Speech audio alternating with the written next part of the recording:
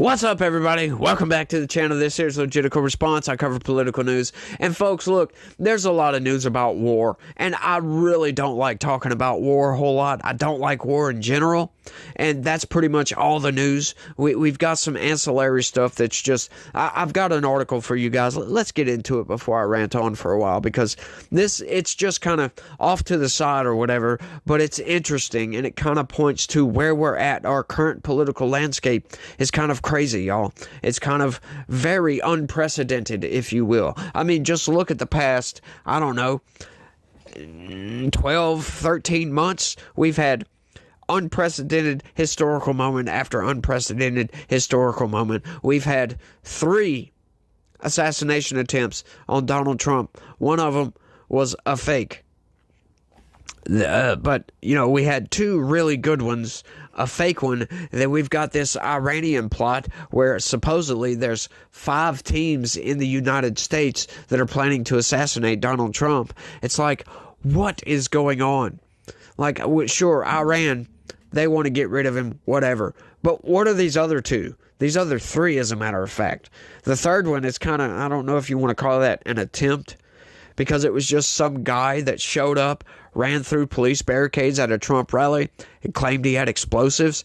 Then they say that he didn't have explosives. However, he was charged with having explosives. But that's not the story we're covering. That was just something I saw and found very interesting and wanted to touch upon, just to kind of let you know where our political landscape is, to give a little bit of context for this.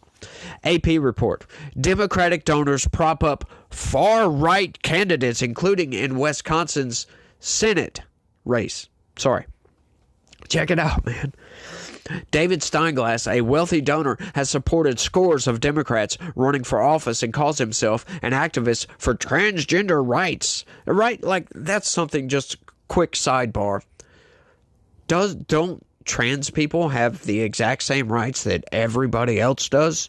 Like, any Democrats or anybody that's for trans people, like, that are backing these people, right quick, tell me something down in the comments that a right that trans people don't have that everybody else has. Like, I would love to know that one. Because, once again, you don't get more rights than everybody else. Everybody's created equally, by the way. We don't end up on equal terms, of course. However, you know, that's life. You got to deal with it. Suck it up, Buttercup. But you, just because you identify in a certain weird way, don't get more rights than me or anybody else. Sorry. Sorry about that. So his donation earlier this year to a far-right candidate in Wisconsin's U.S. Senate race seemed wildly out of character. He gave the maximum, $3,300, to help get America First candidate Thomas Leger on the ballot. Leger was investigated. Yes, I say Leger because I'm from Louisiana. Okay? You can make fun of how I pronounce that. That's how we pronounce it. Okay? Leger. It's not Leger or Lager or however else you would pronounce that. It's Leger. It sounds better, as a matter of fact. So, let's keep going before, once again, rant. Leger was investigated in the plot to kidnap Michigan Governor Gretchen Whitmer, is a gun rights activist, and has called for banning some gender transition care for minors. Now, that's what they give as their, I guess, reasoning as to why they're calling this guy far right. So, you give us an FBI plot where they set up a bunch of people. That's been proven outright. Yeah, I'm sorry, you can't entrap people like that. You can't go to these people and say, yeah, we're thinking about doing this to a certain person and kidnapping the governors. You want to join in? And then when they do, you know, like giving these people debit cards with thousands of dollars on it and incentivizing these people to go along with you, I can't buy into that. But you know what's funny? It's been debunked outright as, you know, what was it? 12 of the 15 people involved in this kidnapping plot were FBI informants, were FBI agents. Some of them were agents. What? 12 of the 15? Okay. So you give that, then a gun rights activist, and somebody who's against sterilizing children. That's what you give as your excuse as to why you're calling this guy far right. Once again, folks, the left has gone so far left that people that used to be moderates are now far right. So what does that say about the people that were actually far right? They're just further right. That's your extreme right. No, I'm sorry, folks. Moderates are still moderates. You are not far right because you want to keep and bear arms and not have that infringed upon. You are not far right because you don't want to sterilize children. I'm sorry. And you are not far right because you get duped into doing something that you didn't even want to do in the first place. Like, see the manipulation of the corporate press trying to make you think that, oh, these are just far right people. No, they're not. So, to correct the record and bring some logic to the table here, these people, I'm sorry, they just go well beyond any kind of rational thought here. It's like they're just throwing all this crap out there, trying to get you to believe it. It's like, hang on, why are they far right? That's why. Oh, no, I'm sorry. A gun rights activist, really? Far from an anomaly, the donation is part of a larger design. Steinglass's contribution to Leger and thousands more he and his wife gave to other far-right independents in key congressional races is supporting a plan to boost Democrats and siphon votes from Republicans, an Associated Press examination found. Oh, is that so? That's interesting. Very interesting, because that sounds a little bit backwards if you ask me. As the election cycle enters an urgent final 5 weeks, both Democrats and Republicans are engaging in some tactics that may threaten to subvert the democratic process by trying to shape the ballot through deceptive means. Huh? Like, this is funny that they're trying to call out Democrats and Republicans for deceptive tactics? Really, corporate press? Deceptive tactics. Like, right after just giving that spiel about this guy being far right, giving your excuses, you're going to talk to me about deceptive tactics. Oh, kind of like how, Trump said there's going to be a political bloodbath. He's calling for violence. That's deceptive. Well, these people are just baskets of deplorables, if you will. Whether it's congressional or presidential races, this kind of activity is a real problem and it undermines the functioning of democracy. Finally, a true statement. Yes, it does. Once again, I talk about this all the time, and I'm sorry, I'm just in this mood, this ranting mood right now. I talk about this a lot. Since when and why did politics go from trying to win the argument, like who's going to be better on the economy, who's going to be better on foreign policy, to destroy your opponent, to now making up stuff like what Hillary Clinton did in 2016 and what Kamala Harris is doing by calling it, it's Trump abortion bans. Like, Trump doesn't even want to ban abortion. He agrees with abortion. He said it before. He won't sign a national abortion ban. He brought it back to the states to let you decide. Let the people of the states decide what you want to live under. That's a functioning democracy. That's adding more democracy, as a matter of fact. Putting a national ban or federally recognizing abortion is not democracy, by the way. A person that was elected choosing to sign into law abortion rights, however y'all want to call it, even though that's not a right to kill a life that you created.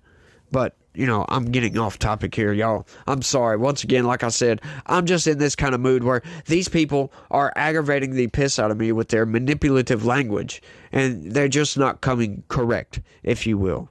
And all you got to do is just put forth a little bit of effort, a little bit of critical thinking to these news articles to figure these people out. It's crazy, y'all. Crazy.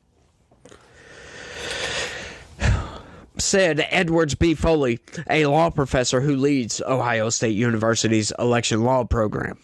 Leger told the AP he was recruited last year to run by operatives who said they were with the Patriots Run Project. That group promoted itself as a pro-Trump grassroots movement that attacked both parties and urged conservatives to run for office as independents. Yeah, that's another thing. You know what? Trump is only running as a Republican because you need to be on one of the two tickets because they got a duopoly on politics, the Republicans and the Democrats, and we've gone over that several times, and I'm not going to get into that, but we've explained that outright, that they've got a duopoly. It's almost impossible for an independent candidate as far as a presidential ticket. That's the only reason Trump's running as a Republican, because, for one, the Democrats have gone insane, and Trump's not insane, by the way. So he can't run with Democrats because they've lost their minds. They're melting people's brains online all the time. It's insane.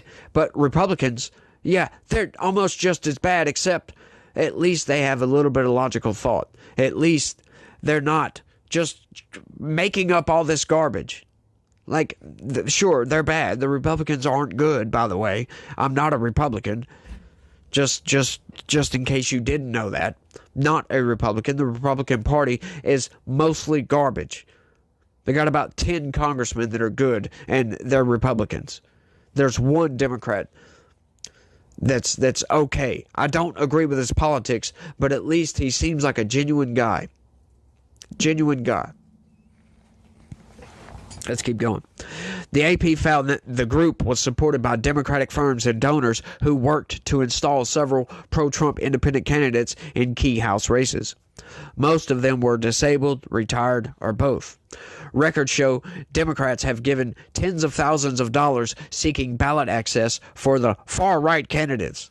The supporters include Steinglass and his wife, Liz, who have given more than $5 million to support Democratic political groups, and others who have contributed to and worked for Democratic candidates.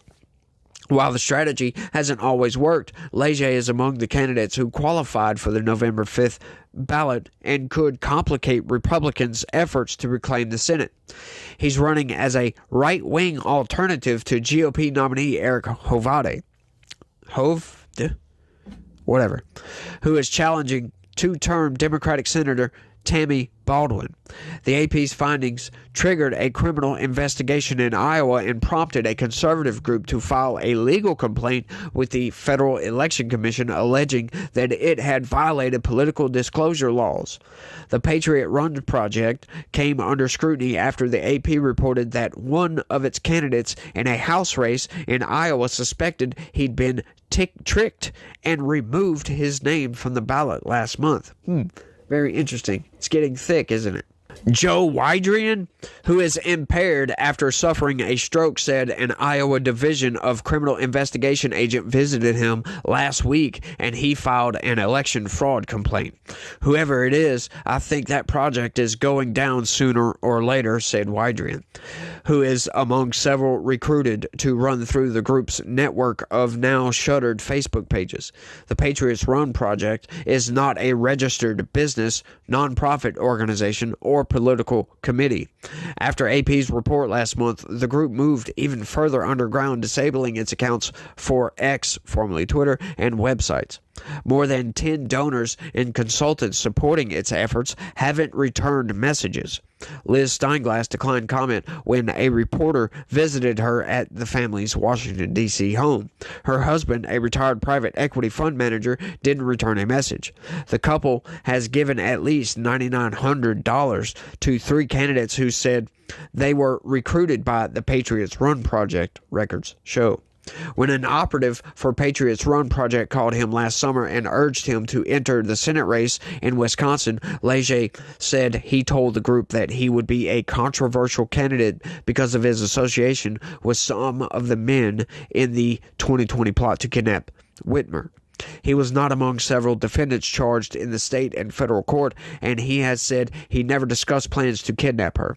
Court documents show he was among 16 others listed by the Michigan Attorney General's office as an unindicted co-conspirator, but the Patriots Run Project nonetheless arranged roughly $20,000 in donations from Democratic donors to gather the signatures needed to qualify for the ballot, which went to a firm that usually works for Democrats. Leger was subpoenaed to testify at a 2022 trial for 4 defendants and exercised his Fifth Amendment right against self-incrimination after a judge found he had legal exposure.